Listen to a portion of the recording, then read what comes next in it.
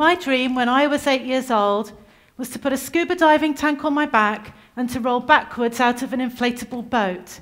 I'd seen it on children's TV and I knew it was something I had to do.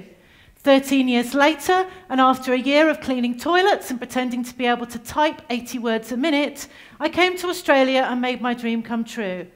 I didn't want to find Nemo or see sharks or the Great Barrier Reef. My dream was about rolling backwards. If you're following the typical Australian dream and you buy a house this year, you'll probably pay off the loan in 2040. We have no idea what the world will be like 25 years from now. 7 years ago, we didn't even know the iPhone existed. And look how that has completely changed our lives. For that reason, today I'm talking about 3 things. Firstly, dreams. Secondly, what stops us dreaming. And thirdly, imagining a new Australian dream. When I ask people what their biggest and greatest dream is, most people pause. They think, they and ah, and usually, but not always, they say, not really sure. I have 2 big dreams. My dreams have the potential to change the way we move around where we live, to revolutionise the way we construct transport infrastructure, and could change the way we look at waste, things like plastic and Coke cans, and see them as the minefield of the future. My first dream is to build cycling superhighways, 7-metre wide bikeways with 6 lanes for slow, medium and fast bicycle riders, and completely separated from all parked and moving cars. My second dream is a floating bikeway on the Sydney Harbour or on the Thames in London, made out of waste plastic and Coke cans. But dreaming alone is selfish. I've discovered that the best dreams are shared dreams if we want them to become a reality. That's why the most amazing moment with my dream so far was when Anna, who lives in Brisbane, contacted me via social media and said she wanted to make a financial contribution towards the floating bikeway. She didn't want to meet for coffee so I could thank her in person. She wanted to share the dream. And that's amazing because we really need to work together if we want dreams to be a reality. The West's most marketable product right now is dreams, and some people will go to any length at any time to buy a part of the designer dream. This year, I'm buying nothing new for a year. I tried it last year and lasted till the end of April. Last year, I saw a year without buying as a year of hardship, filled with doom and gloom, like a year of punishment. This year, I'm seeing a year without shopping as an opportunity. The book, Who Stole My Mojo, which I'd wanted to buy for ages, turned up on the share shelf at my block of units. Dreams can come true. But if we move from my dream to the Australian dream was, and maybe still is, space. A big house, a big backyard, a big car, a swimming pool, and parking for lots of cars. Everyone copied everyone else, and so now Australia's filled with big houses, with big backyards and swimming pools and parking for lots of cars. But some people think the Australian dream has become the Australian nightmare, where normal is getting dressed in clothes that you buy for work and sitting in a car that you're still paying for in order to get to the job that you need to pay for the clothes in the car and the house that you leave vacant all day so that you can afford to live in it. And so the Australian dream has become congestion. Some of us spend 15 hours a week or 700 hours a year sitting in our cars. Obesity. More than 60% of people living in Australia are seriously overweight or obese. But most of all, it's become a lack of time. Some of us are so time poor that we pay for everything. To get our shirts ironed, to get our houses cleaned, to get our children cared for, to get our lawns mowed. Perhaps now we value time more than space. And with this time, what is the new Australian dream? When did we find time to stop to dream? Is this really the Australian dream? And it's not just here, it's the same in the States, in Canada, in the UK, they just have different plants in the gardens. And some people aren't happy with just one of these. Some people want lots of these. Some people dream of owning 6 or 7 of these. Over the last few years, lots of people have lost their jobs. It's sad, it's tough, but really it makes you think. Is that fear of losing your job, the job that you don't actually like, really a fear about a 25-year loan on a house that someone else says you need to have? And this isn't an argument against buying a house. I respect that many people want to own their own home. Take my sister. She never went to high school. She spent 8 years lying on the sofa immobilised with ME. Her dream when she was sick was to buy her house. Normal things that most of us take for granted, and she has a house now. But this is about thinking or dreaming about new or different things. Let's face it, me and most of my friends can't afford to buy a house. If we can't afford to buy a house, it means we need to think or dream about new or different things, dreams we can afford. So can we think of something better? About 18 months ago, I went to a health retreat and I was really excited because every afternoon was going to be devoted to dream time. Except their dream time was one of more activities. And here's the thing, we're always busy, we always have something to do, we're always going somewhere or doing something. We never have time to stop to dream. So why don't we dream? I believe there are 8 reasons why we don't dream. First is fear. We have this culture where we fear failure. We're scared people will laugh if we fail. But if we're not prepared to try something new or to do something different, we never will try anything new. Last year I set up a series of tweet chats about cycling. The first 2 were great, but no one came to the following chats. But it's better to try and fail than not to try at all. Second is we have so many, perhaps too many, choices available to us today. We can choose where to work, where to live, where to shop, where to send our kids to school, and even where to spend Christmas. When I was growing up in the English countryside, there was one state school and everyone walked to it.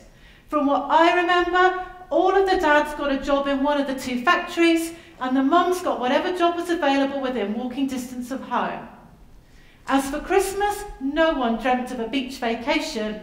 You went to stay with Granny, that's what happened. Choice has made us question everything, and as a result, we dream of nothing or very little. Third is our extraordinary sense of entitlement. Most of us feel entitled to lots of money, a big salary, a big house, a big backyard, a big car, to have at least one investment property, to have a free house through our super fund, to claim next to everything in our annual tax return, and to have our opinions listened to. This entitlement obsession has led to an explosion of confrontation and blame that characterises the comments forums of tabloid press and consumer affairs shows. What all this really means is that we spend way too much time whinging, whining, arguing and being angry, and too little time dreaming about the future. Fourth is we've developed a compulsive need for instant fixes. Sometimes these instant need it right now fixes are the right choice. But when they're done out of dissatisfaction, they tend to accumulate into a string of failures which makes everyone question their merit. We're so obsessed with the here, the now and the next week that we rarely think about the future. Fifth, we're just so busy liking on Facebook, liking other people's dreams, which is a waste of our creativity. About 3 years ago, I co-founded Lazy Sunday Cycle with my friend Amy, which is all about normal people riding normal clothes or riding normal bikes, wearing normal clothes for fun. And it started out well, we had lots of people, but move on 4 months, and we had 500 likes on Facebook, but no one at our actual events. And rather than giving it up as a bad job, we decided to have a barbecue at the end of each bike ride. People came, they cycled, they ate, they made friends, and here's the thing. Facebook is great for sharing news, but it doesn't make a dream a reality. Sixth is exhaustion. A recent survey revealed that 53% of us claim to be constantly tired and 15% of us claim to be exhausted. If we're all waking up feeling like we need another 8 hours sleep, That means we don't have the energy to create a new Australian dream. Number 7 is that we've developed a navel-gazing culture, hyper-analysing every twist and turn in life. We analyse everything, what people say, what they wore, what they do, where they live. Seldom in this modern world do we consider the simpler things in life. Did I enjoy my day? Did you enjoy your day? Who will really care if I leave the breakfast bowls in the kitchen sink all day? Not me. And 8 is our desire to do and own everything. Last year I created a 20-year vision for a public sector organisation. It was rejected. They hated it. It required that public sector organisation and the public servants to work with entrepreneurs, academics and businesses. I don't think they hated the ideas, I think they hated the idea of sharing. They wanted the power and the glory. They didn't want to share. And here's the thing, dreaming alone is selfish. I've discovered that the best dreams are shared dreams if we want them to become a reality. So can we create a new Australian dream? Yes, I believe we can. Imagine if workplaces changed the sick room, and let's face it, most of us have got the sense to stay at home when we're sick, into a dream room. Imagine if mayors and members of parliament got big tables filled with food and they set them up outside city halls like a giant picnic. Everyday citizens, young people, old people, rich people, poor people, could come together and eat and talk and dream a new Australian dream. An outdoor parliament for the people, with the people, about the people. Imagine that. Imagine if education ministers and people from the Department for Education actually went to schools and sat on the oval with the kids, the parents and the teachers, and they worked together to create an Australian dream. A dream for the future, with the people of the future. Imagine if they turned literacy hour into dream hour. Imagine if kids were assessed on their dream ability. Imagine if Earth Hour turned into Dream Hour, and twice a year we all found time to stop to dream. Imagine the South Bank Parklands right outside, silent for an hour, whilst we all sat on the river, dreaming a new Australian dream. Imagine if we used dreaming to solve real problems. Right now, 65% of Queensland is in drought. Cattle are being sold and shot. Farmers are in dire straits. Imagine if the best water engineers, the best scientists, the best academics, and the people with the best ideas actually went to a cattle station and camped and spent a week dreaming new ideas.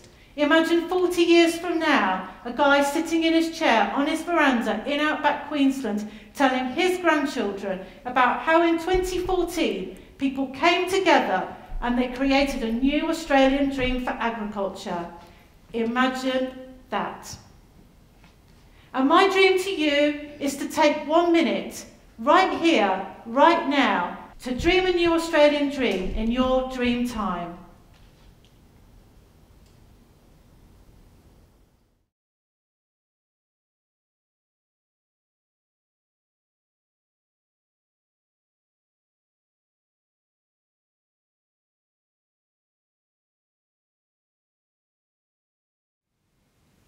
Let's imagine a world where we come together, where we learn how to dream, and where we create a stronger, braver, and more resilient Australian dream. Because that's what TED is all about, dreaming so as to create our new future. And it's our responsibility to make a new dream and to make a new future for Australia. And the future belongs to those people who believe in the beauty of dreams and the reality of their dream and other people's dreams.